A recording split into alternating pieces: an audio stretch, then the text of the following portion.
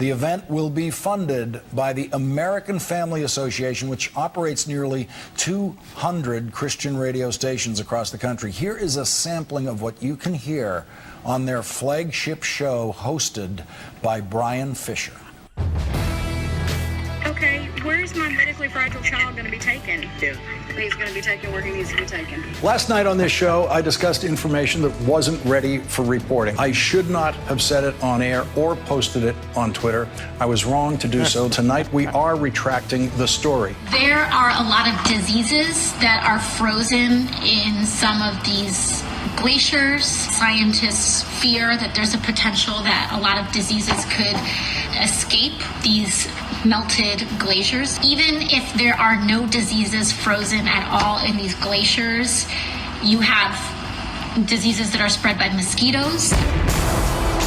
Freedom prospers when religion is vibrant and the rule of law under God is acknowledged. An informed patriot is what we want. Welcome to American Family Radio's Focal Point, the home of muscular Christianity on conservative talk radio. Muscular Christianity. Where we relentlessly explore the intersection of truth and politics. The trouble with our liberal friends is not that they're ignorant. It's just that they know so much that isn't so. Now, here's your host, Brian Fisher.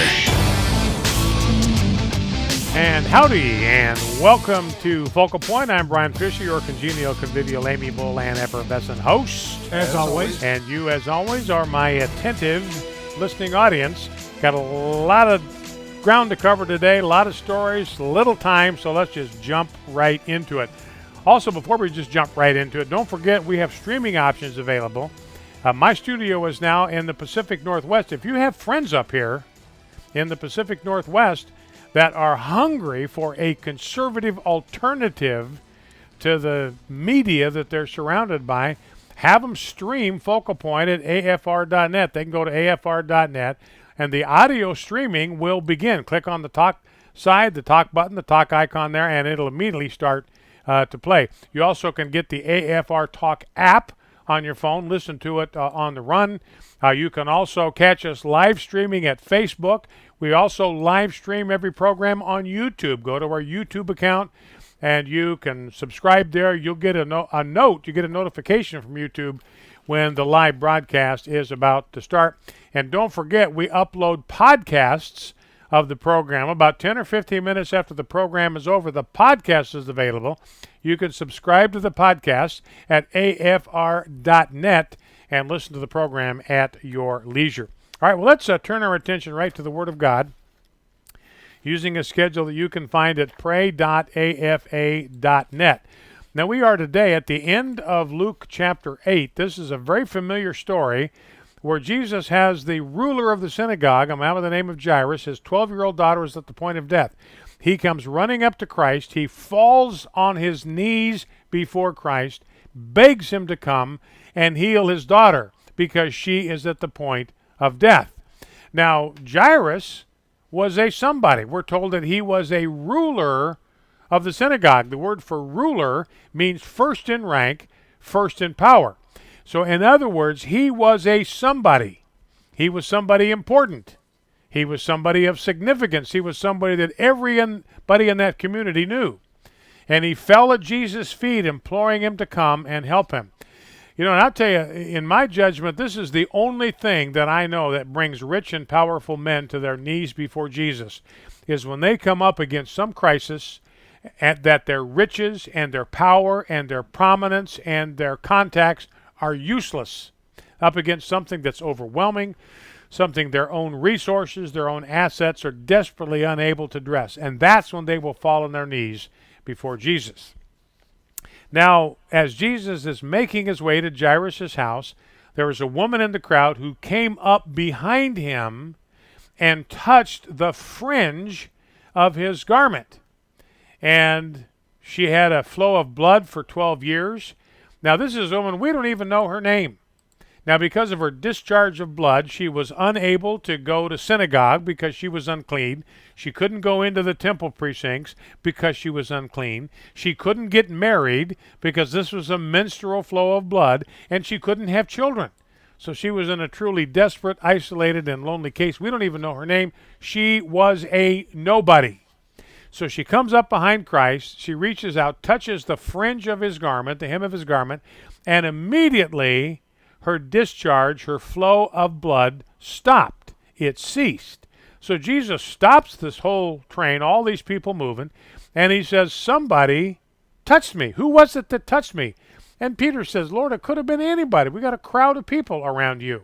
And he says, no, someone touched me, for I perceive that power has gone out from me. So Jesus recognized in his spirit that there was something distinctive about this woman's touch. This was somebody in desperate need who had touched him in faith. And he felt the power, healing power, drain out of him in the direction of this needy person. I remember when we lived in our house in Boise, I'd go downstairs at night to pray with JD or whatever, and the air conditioning would kick on.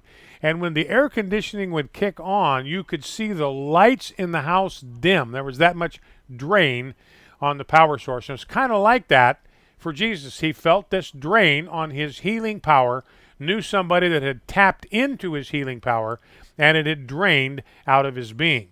So he stops. The woman comes trembling, falling down before him, just like Jairus had fallen down before Christ. And she declared in the presence of all the people why she had touched him and how she knew she had been immediately healed. So the words just come tumbling out of her. Now, why did Jesus do this? Why did he ask her in front of everybody to describe what had happened? Well, I think, now it seems like Christ is humiliating her, but he wasn't doing that because he knows that there are some things that we can only be healed of if we bring it out of the darkness and into the light and confess it and acknowledge it before others. I think healing from abortion is one example. Many women have kept that as a deep, dark secret. They've wrestled secretly with almost overwhelming guilt. Nobody knows their secret. They've only found freedom and liberty and forgiveness when they find themselves in a safe place, a setting where they can acknowledge that sin, they can bring it out into the open, and receive understanding instead of condemnation. And so Jesus says to her, your faith has healed you, go in peace. Now the lesson out of this is that nobody is a nobody in the eyes of God. Let me repeat that. Nobody is a nobody in the eyes of God. I had a man in my office one morning back when I was pastoring in Boise. This is way back now. This is going back 30 years. I had a man in my office one Friday morning, and he was in a really tough spot. He was unloading his pain and his fear and his anxiety on me. It was a counseling session. And right in the middle of that, the secretary buzzed me. Some of you have told this to before. The secretary buzzed me right in the middle of the conversation and said that the head coach of the Boise State football team was on the line for me. He was a strong Christian. He went to my life group, and he wanted to give me sideline passes to the next night's, the Saturday night game in Bronco Stadium. And I remember it's the secretary saying it's the head coach of Boise State, and I remember I just froze. I wanted to take that call, but I knew this guy in front of me was pouring out his heart. And I made the biggest mistake, ladies and gentlemen, one of the biggest mistakes of my life. I took that call. And I could still remember the look of pain in my friend's eyes when I did that. Now, we finished our conversation, and I think we had a productive conversation, but my conscience was stricken, and I made up my mind right on the spot that nobody was going to outrank the person that was in front of me ever again. You know, we can be in some social situation, we're talking to somebody, and over their shoulder, we see somebody that we'd really much rather talk to. So we try to figure out how we're going to get out of this conversation so we can get in to that one. But here's the lesson from Jesus' example. Don't let anybody ever outrank the person in front of you. Now, Jesus goes on to Jairus' house, but while the woman is being healed, somebody comes up and says, Jairus, don't bother the master anymore. Your daughter has died. She's gone. She's dead. But Jesus says to Jairus, don't fear, only believe, and she will be well. So Jairus does that, He goes with Jesus to his house. He gets there. Everybody's mourning. Everybody's wailing. Everybody's weeping. And everybody tells Jairus and Jesus the girl is dead. But Jesus goes upstairs. He only takes Peter, James, and John with him, as well as the parents. I mean, Jesus had good buds. He had 12 friends, but he had 3 very, very close friends. These were his riding buddies. These were his good buddies. These were his closest friends. These were the guys that he counted on in a pinch. He had close friends, needed them, just like you and I do. They're the only ones that went up into the upper room where the girl was laid out dead on the bed, and Jesus took her by the hand. Very vivid. If you see a movie of it, that would be a dramatic moment. He reaches out. He takes her by the hand. Remember, like the time when he reached out to hug the leper. That would have been a significant moment if there had been a camera there to film that. And he spoke to the girl, and he said, "Child, arise." And the Bible says her spirit returned. Now, that's the moment of death, ladies and gentlemen. It's not when the brain waves stop. It's not when the heart stops beating. But death occurs when the spirit leaves the body. Her spirit had left, can't return unless it went somewhere. She was truly dead and became truly alive. She was raised up by the touch and the power of Christ. And then Jesus says, look, something should be given to her to eat. Get this little girl something to eat. Now, why did Jesus do that? Well, I think he did it for the sake of her parents. This whole thing would have spooked them. And their first inclination would have been to think that she was some kind of a ghost. She was some kind of a phantasm. And Jesus wanted them to know it's not just a spirit that looks like your daughter. This is your actual daughter living now before you, returned from the dead. Now, one of the lessons out of this story with Jairus is that we should never give up on God. The girl is dead. And Jesus says to Jairus, don't fear, only believe. And so Jairus did, took him up on that. But God may wait. God may wait until it seems way too late. He may wait until things seem beyond the point of return, beyond the point of no return. But I challenge you to believe, if you're in that one of those circumstances right now, I challenge you to believe that it is never too late with God. He has a card up his sleeve.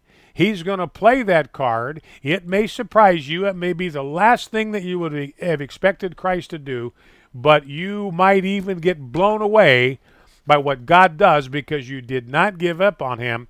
You continued to believe in him even when it seemed like it was too late. Well, let's take these things and go to the Lord in prayer, if you'd be kind enough to join me. Lord Jesus, we read here of your ministry to a desperate father and a desperate woman, both at the end of their resources. I pray for us today, for myself, for my family, for the entire listening audience of Focal Point, every man, woman, and child listening to the sound of my voice and participating in this prayer right now. Pray for our elected officials, for our mayors, for our governors, and for our president, that you will work in their lives as you worked in the lives of this father and this desperate woman. I pray that we will welcome you into our lives and expect you to do great things for us. I pray that we will come and fall at your feet and plead with you to intervene in the lives of the people that we love. May we not be afraid, but continue to believe in you even if others around us have given up hope. I pray that you will quicken the spirit of the ones we care about and bring life and hope out of death and despair. I pray especially that you will hear the prayers we pray on behalf of our children. When we are facing personal crises and can find help in no one else, I pray that we will approach you and by faith touch the edge of your cloak. May power go out from you in response to our touch of faith. I pray that our faith will release healing power from you into our lives that we may be restored to peace. These things I ask in your name. Amen. Now, when we come back, we are going to talk about an amazing thing that has happened in the state of Texas. You will not even be able to believe what happened in the state of Texas. The state of Texas kidnapping a 4-year-old autistic child from his parents Be right back. Stay with us. But be doers of Clear. the word and not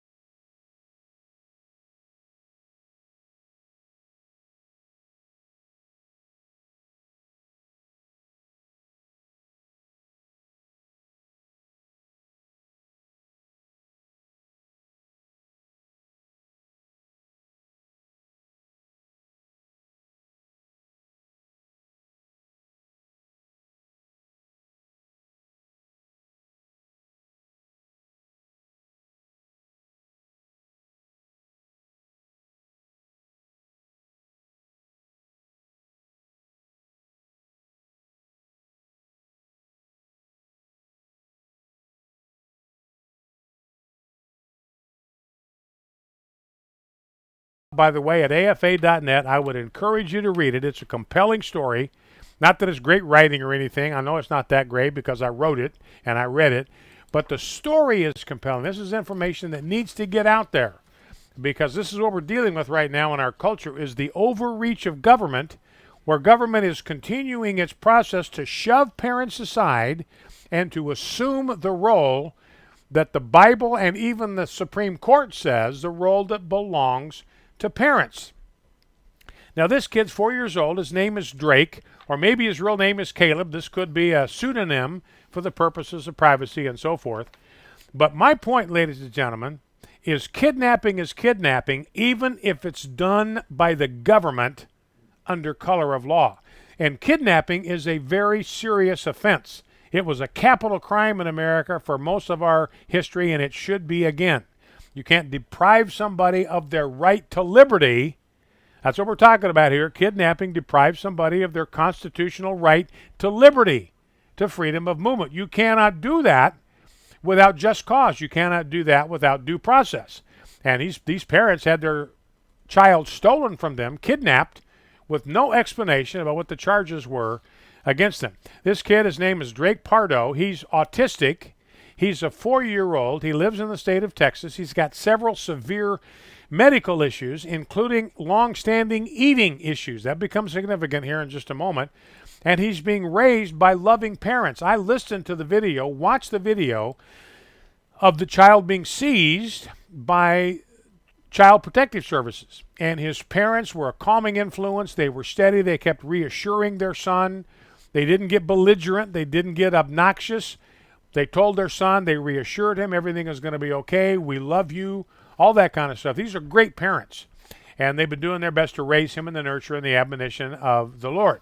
Now, because of his severe medical issues, he's been under the care of a medical doctor. And at the direction of this medical doctor, he was administered a procedure that caused him nearly to choke to death. So I think the medical term for it is aspirated, but he nearly choked to death. And it put him in the hospital for 5 days. They had to hospitalize him for 5 days to deal with this condition that had been induced by this procedure that this medical doctor had administered. I'm certain it wasn't intentional, but nevertheless, he winds up in the hospital almost dead and winds up in the hospital for 5 days. Now, the parents were upset because this doctor, whose procedure had nearly killed their son, did not even come one single time to check on the welfare of their boy. So they said, we want to pursue an alternative. We would like to have a feeding tube inserted into our son's body to help him with these digestive and these eating issues. And they did this at the recommendation of their medical advisor. Now, the response of the hospital was to refer the parents to Child Protective Services as child abusers. They ratted them out. They narked them out to Child Protective Services. We have parents that are child abusers. They're medically abusing their child. The doctor who made the child abuse charge admitted that his recommendation was based only, exclusively, on an incomplete review of his medical records. Never talked to the parents, never talked to the boy, never questioned him, never examined him, just looked at a partial review of his medical records and said these parents are abusing their child. And the next thing these parents knew, Child Protective Services, man, that's a misnomer if I ever heard one, showed up at their door with an armed police escort and forcibly took Drake, this 4-year-old autistic boy, from the only home he'd ever known. CPS even refused to tell the parents why they were taking their son, what the allegations against them were. They didn't know, and CPS refused to tell them. Now, in the video of the seizure, and we're going to play a little bit of it here in just a second, in the video of the seizure of Drake, Drake's father can be heard trying to comfort his son. His son is crying because he's being carried off by total strangers, and neither his father nor his mother are allowed to go with him. This is an autistic child now. Now let's listen to a little bit of the video. I watched the whole thing. It's about 17 minutes.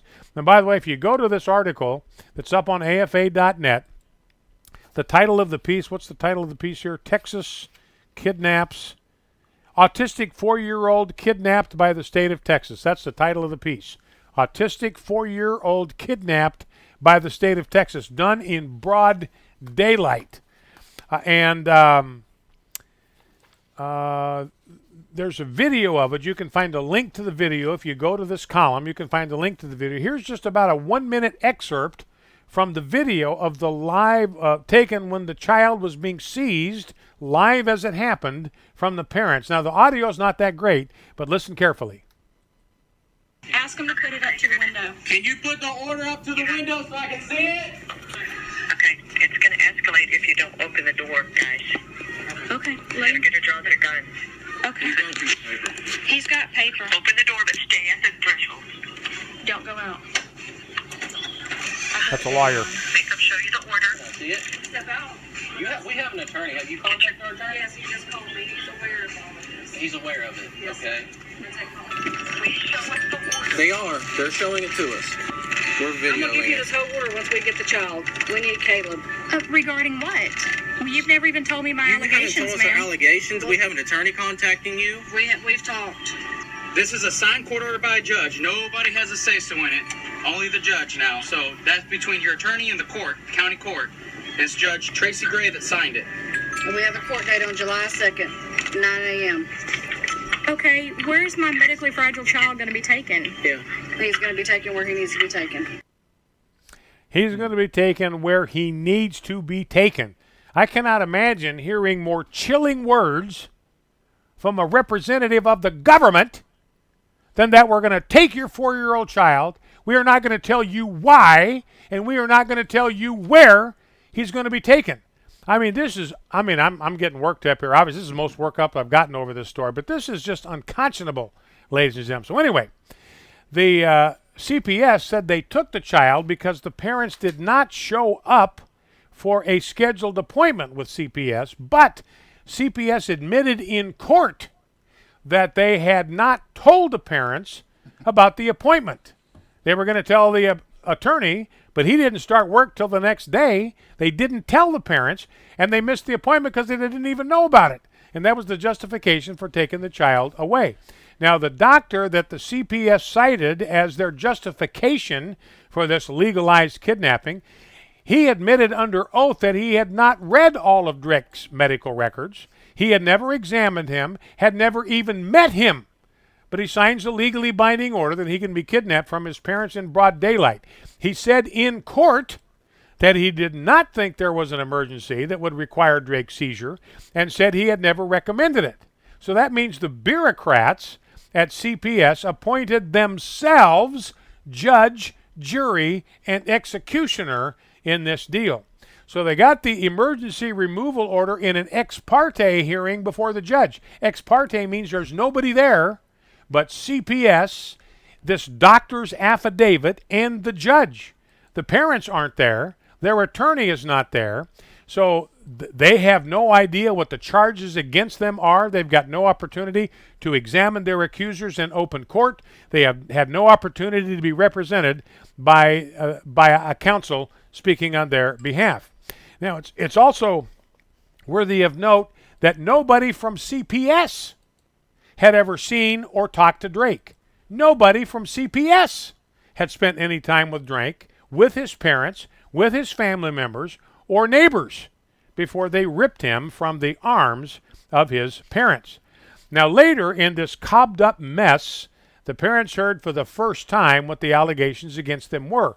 The hospital told the appeals court, that was the third step in the legal process here, that the mom and dad were guilty of something called Munchausen syndrome by proxy, in which parents seek unnecessary medical treatment for a child. Now, for my money, wanting to keep your 4-year-old child from choking to death doesn't qualify as a mental illness. So the parents have been labeled by the state as both medically abusive and mentally ill. Now, adding insult to insult and injury to injury, the judge told them that if they spoke a word about this miscarriage of justice to the media or in public, he was going to throw them in jail. Here's what Dr. James Dobson said about this whole thing. So as of this moment, and he's still in the custody of CPS, nobody knows where. So as of this moment, you've got a special needs kid who needs his parents, needs their love, sitting in foster care with them, not being able to hug him and hold him and cuddle him and tell him it's going to be okay. That's a disaster. That is outrageous, which I think is the least you could say. Now, the Bible has unambiguously placed child-rearing responsibility in the hands of parents, not the states. Deuteronomy 6:7, you, speaking to fathers, you shall teach my words to your children. You shall talk of them when you sit in your house, and when you walk by the way, and when you lie down, and when you rise. Fathers, in the New Testament, Ephesians 6:2, fathers, bring your children up in the discipline and instruction of the Lord. It's a parent's responsibility to direct their upbringing, and that would include the kind of medical care their children receive. Now, the Supreme Court, interestingly enough, agrees with Scripture in its 1923 ruling in Meyer v. the State of Nebraska. This is the Supreme Court, 1923. Quote, it is the natural duty of the parent to give his children education suitable to their station in life. 1925, the court spoke of, quote, the liberty of parents and guardians to direct the upbringing and education of children. They went on, the child is not the mere creature of the state. Those who nurture him and direct his destiny, that's parents, have the right and the high duty to recognize and prepare him for additional obligations. In 1972, that's not that long ago, the court said, quote, this primary role of the parents in the upbringing of their children is now established beyond debate as an enduring tradition. You know, so if liberals believed in the sacred nature of stare decisis, that's the principle of following prior judicial precedent, and if they believe that Supreme Court rulings are the law of the land, then by their own lights, Texas is way bad wrong on this one. Now, Drake's case has been appealed to the highest court in the state of Texas. Both the Bible and the Supreme Court now have declared that directing a child's upbringing is the responsibility of parents and not the government, especially not of governmental bureaucrats. Somebody needs to tell the Supreme Court of Texas that before another family gets hurt. We'll be right back with more. Stay with us, Focal Point American Family Radio.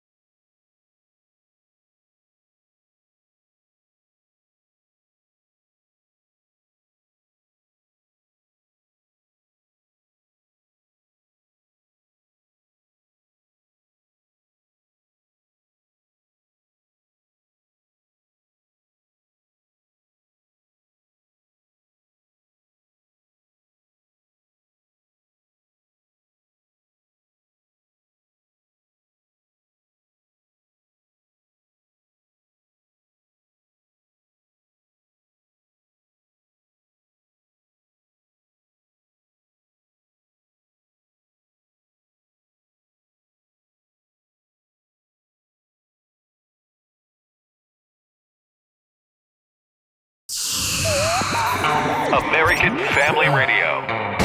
You're listening to Focal Point with Brian Fisher.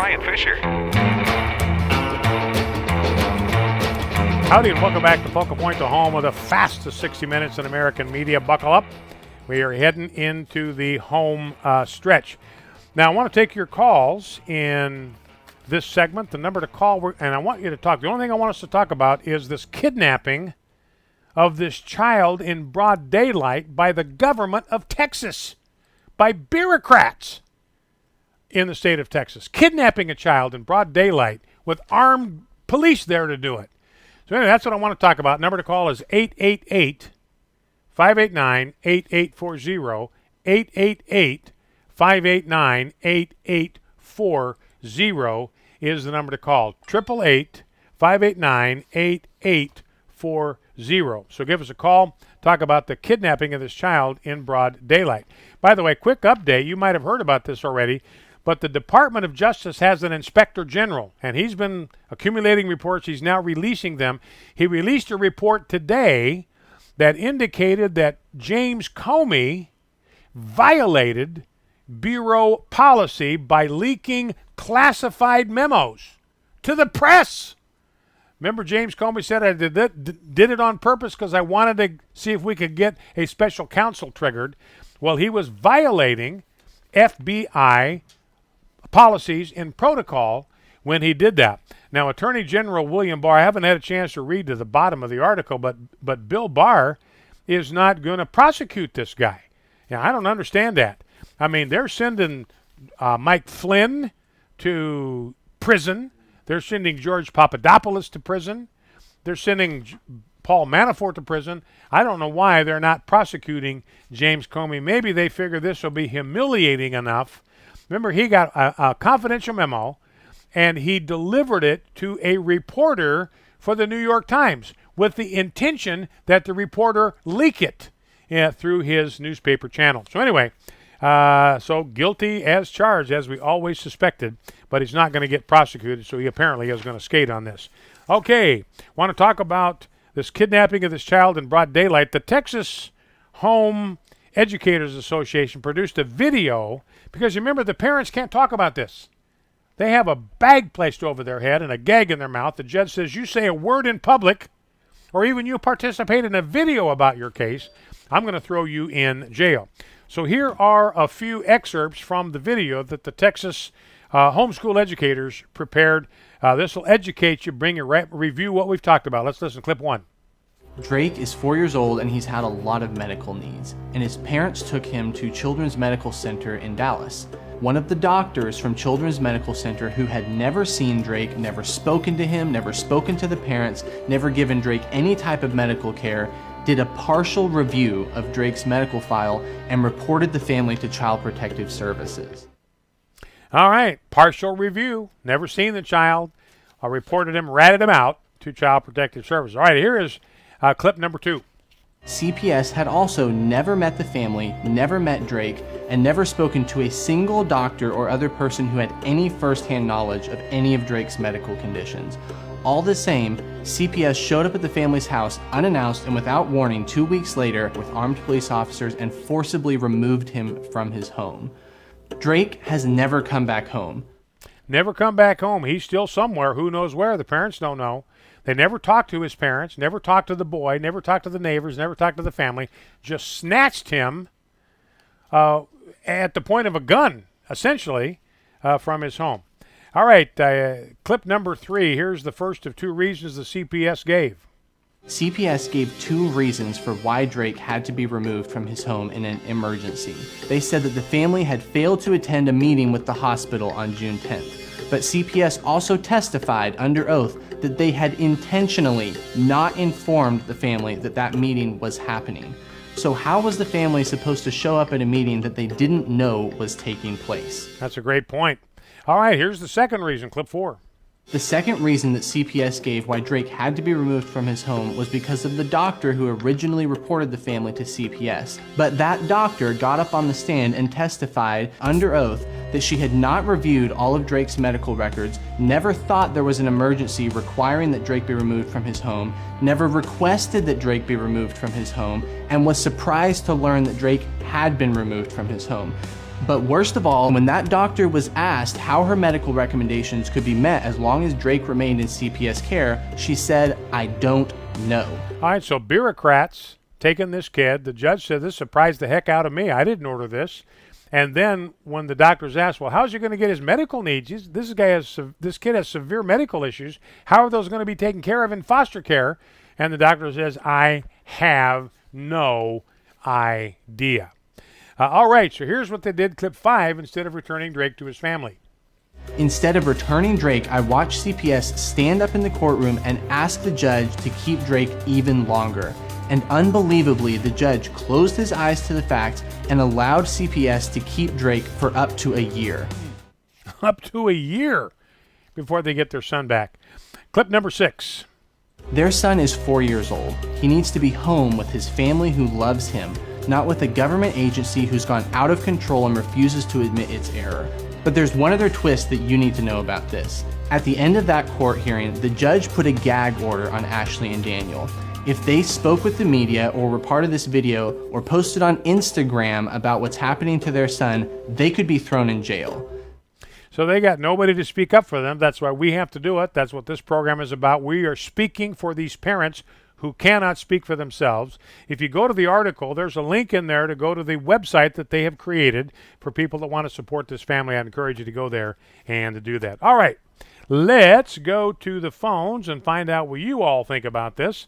Let us begin with Jeremy, if I can do that. Now, how come I can't bring Jeremy on? He's on. Oh, he's not. Well, he's not on. According to my call screen, he's not on. But you're saying he's on? Talk to him. Okay, Jeremy, are you there? I am there. Can you hear me? Yeah, I can. I don't know why I can hear you, but I can. Go ahead. What's on your mind?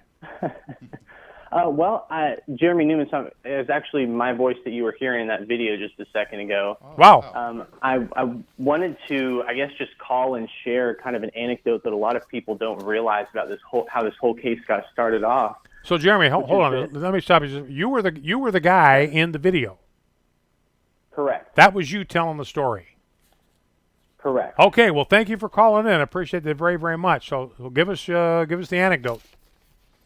Yeah, so this whole thing kind of started when one of the family's doctors at Children's got fired because he refused to visit Drake during 3 days while he was in care. And when the family fired that doctor, he reported the family to the internal child abuse specialty team inside Children's Hospital. And that's what kicked off this entire process. And when Dr. Daigle, who's the one that actually filed the report, showed up in court on July 2nd, she testified that she didn't even know that the reason he was fired, the other doctor, was because of the fact that he had refused to visit Drake. Her assumption had been that it was because the family disagreed with his medical care. Wow. So, well, anyway, any late developments, Jeremy, in this situation? Is it on the way to the Texas Supreme Court? Have they accepted this case? Is it going to be heard there? Yeah, so the family filed either last night or this morning with the Texas Supreme Court, and we're going to be filing an amicus brief on their behalf. There are several other organizations that we're expecting to do the same thing. We have, at this point, about 20, I think, lawmakers who are planning to sign on to that brief as well.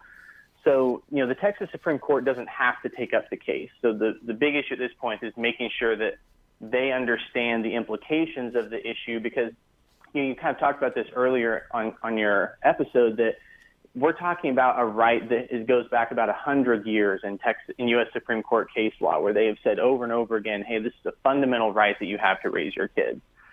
And in this situation, there's almost not even a pretense of why they think that they're allowed to have taken this child, and the family, they've lost him completely. And so the issue that we're taking to the Texas Supreme Court in our brief in particular is saying, look, this right is fundamental. If you're going to take it, you have to have a very strict process that's followed, and you have to weigh it against the actual risk. And in this situation, it's not just that there wasn't risk identified. CPS actually created the main event that they claim is causing the problem, which is the family's failure to attend the June 10th meeting, because they never informed the family of the meeting. Yeah, well, that's amazing, and I can't imagine. The Texas Supreme Court responds, within a couple weeks, but that's going to be up to them. Yeah. Now, I don't know much about the Texas Supreme Court. I know about the elected officials in Texas. I know a lot about the governor, the lieutenant governor, the attorney general. All of them terrific people. Can't imagine that they approve of what's happened here under their watch. What about the Texas Supreme Court? Does it lean one way or another? Yeah, so I would say that it definitely leans in favor of parents on an issue like this generally. And they've had, I want to say, maybe five or six pretty high-profile parental rights cases over the last 2 decades. In fact, they had one last year, and it's the one last year that raises a little bit of question as to which side some of the justices will fall down on. But overall, they have repeatedly upheld the right of a parent as being fundamental. And legally, what that means is that you would have to review it under the strictest possible standard of constitutional scrutiny to decide if what the trial court did was acceptable. So I definitely think that we have a much better shot at the Texas Supreme Court, and we kind of expected that the appellate court wasn't going to go our way. Great. Well, listen, I really appreciate the update, Jeremy. It's very helpful, and I thank you so much for listening to the program, first of all, and thank you so much for calling in to give us the update. So we'll see what happens. I'd like to stay in touch with you. Don't hang up. I'm going to ask Devin to get your contact information so we can stay in touch with you as this situation develops. So don't hang up. Stay on the line, and Devin will take your call. All right. Thank you, Jeremy, very much. So that's a guy. He did the video. If you read the column, you'll see a link to a video. And the sound bites we played, that was Jeremy. He's with the Homeschool Education Coalition in Texas. And he spoke on behalf of the parents because they cannot speak for themselves. All right, so Devin have an opportunity to get that information, do we think? Yes. All right, well, let's go to Mary in Kansas. Mary, welcome. What's on your mind? Talk to me. Well, since the program's been on, I've already called Senator Ted Cruz's office and told him what I thought was going on in Texas, and I told him about your article being up about it and that he should look into it, and that I'm advising anybody from all the states to call Texas, all levels of Republicans, and tell them to get behind this family and give them support. And just remember, if we let the Democrats take over, these children will be taken away more and more and more, and we'll be out of the loop forever. Mm-hmm. So God bless America, and start calling Texas and let the representatives know where you're from, and that you want this child supported by his family. Okay, thank you, Mary, very much. I appreciate that. And she's right. If the left takes over, the left, ladies and gentlemen, if they get in power on an issue like this, they are positively dangerous to parental rights because they think that you and I, that we are yahoos, that we don't know our left ear from second base when it comes to anything, including parenting. They think it's a form of child abuse to raise children in the nurture and the admonition of the Lord. That's so 19th century. That's Neanderthal.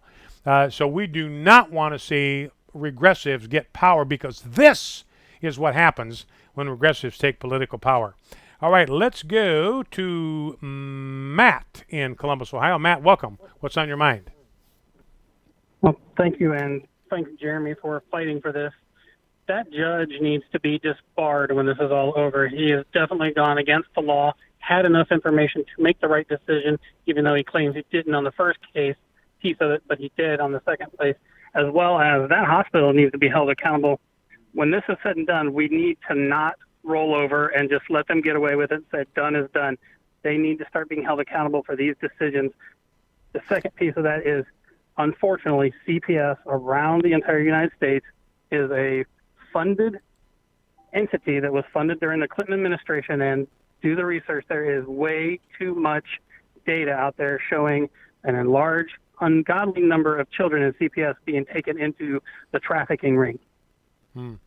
Well, and that's interesting what you say, Matt, about the hospital needs to be held accountable. And Jeremy added a wrinkle that I didn't know, that it was the internal bureaucracy in the hospital that ratted him out to the to Child Protective Services. So they were kind of working basically in cahoots with Child Protective Services. All right, I appreciate the call, Matt. Thank you very much.